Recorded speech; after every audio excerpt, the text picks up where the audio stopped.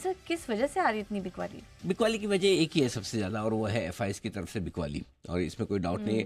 कल के सेशन में भी आप देखे वाले कैश में छोटा था, लेकिन इन स्टॉक फ्यूचर्स में कल आपने देखा कि बिकवाली की थी।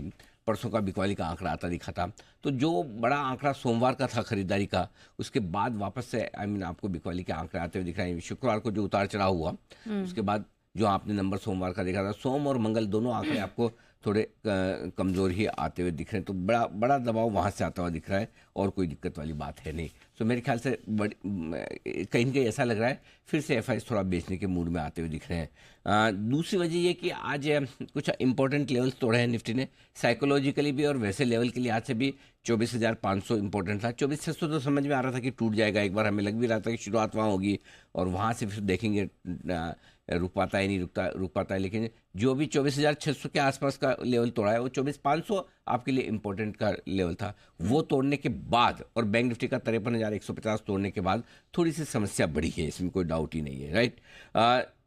तीसरी चीज़ जो जिसकी वजह से दबाव थोड़ा बढ़ा है, जब आप कुछ बड़े लेवल तोड़ते हैं, जिन लेवल्स के आसपास तेजी करने वाले ट्रेडर्स अपने स्टॉप लॉसेस रखते हैं, जब वो स्टॉप लॉस ट्रिगर होते हैं तो उसके बाद और प्रेशर बढ़ता है, क्योंकि स्टॉप लॉस ट्रिगर होने के बाद और फिर वो और नीचे गिरावट की तरफ बढ़ता है, और ऐसी सिचुएशन में गिरावट आपके लिए और नीचे की तरफ आती दिख रही है।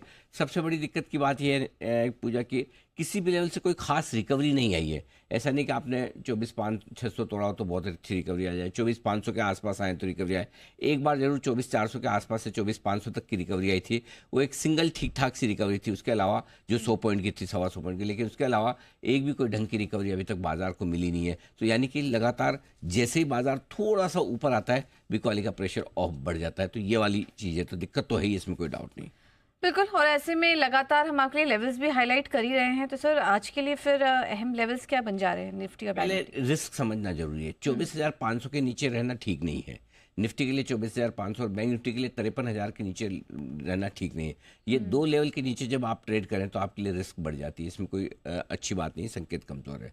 लेकिन ज़्यादा इंपॉर्टेंट है कि आजकल जिस तरह से आपने गुरुवार देखा, शुक्रवार देखा, और भी कई दिन देखे, दिन के दौरान कुछ भी हो, लेकिन क्लोजिंग इंपॉर्टेंट है। क्या क्लोजिंग भी उतनी खराब मिलेगी या क्लोजिंग थोड़ी बेहतर हो सकती है? सो क्लोजिंग के लिहाज से अगर आप देखें तो निफ्टी में 24,450 और बैंक निफ्टी में 52,850 के नीचे बंद होने पर कमजोरी बढ़ेगी। अगर इन दो लेवल के नीचे बंद होते तो आपको तेजी की पोजीशन डेफिनेटली डिसिप्लिन के तौर पर आपको कम कर देनी चाहिए, इसमें कोई डाउट नहीं, ठीक है। मजबूती बनाए रखने के लिए 24,550 और बैंक निफ्टी को 53,150 के ऊपर बंद होना ज़रूरी है। अगर इन दो लेवल के नीचे हम बंद होते हैं तो आप मजबूती नहीं देखेंगे, फिर आप न्यूट्रल ट्रेंड पे आएंगे। और 24,450 के नीचे अगर आप बंद होते हैं तो फिर कमजोरी और आपके लिए बढ़ जाती है। अब आइए, तो इंडाइसेस की बात हुई, जहां भी क्लोजिंग होगी पता चलेगा। 2:30 बजे भी हम स्ट्रेटेजी देखेंगे, 3:20 भी देखेंगे। लेकिन ब्रॉडर मार्केट का क्या, जो पिछले 20 सेशन से कमोबेश मजबूत रहे मिड कैप स्मॉल कैप शेयरों के लिए, आज का दिन बहुत क्रूशियल है। अभी थोड़ा नुकसान है, 200 पॉइंट का मिड कैप इंडेक्स में, 75 पॉइंट का स्मॉल कैप इंडेक्स में, ज़्यादा नहीं है। लेकिन अगर निफ्टी आज, बैंक निफ्टी आज कमज़ोर क्लोजिंग देता है, कुछ बड़े लेवल के नीचे बंद होता है, तो फिर आपको यहाँ फ्रेश खरीदारी नहीं करनी है, रुकना है। क्योंकि अब रेंज बाउंड मार्केट में आपके mid cap small cap share ज़्यादा तेज़ी से भागते हैं, जो आपने देखा भी, आज देखा किस तरह से अच्छी मजबूती होती दिख रही है।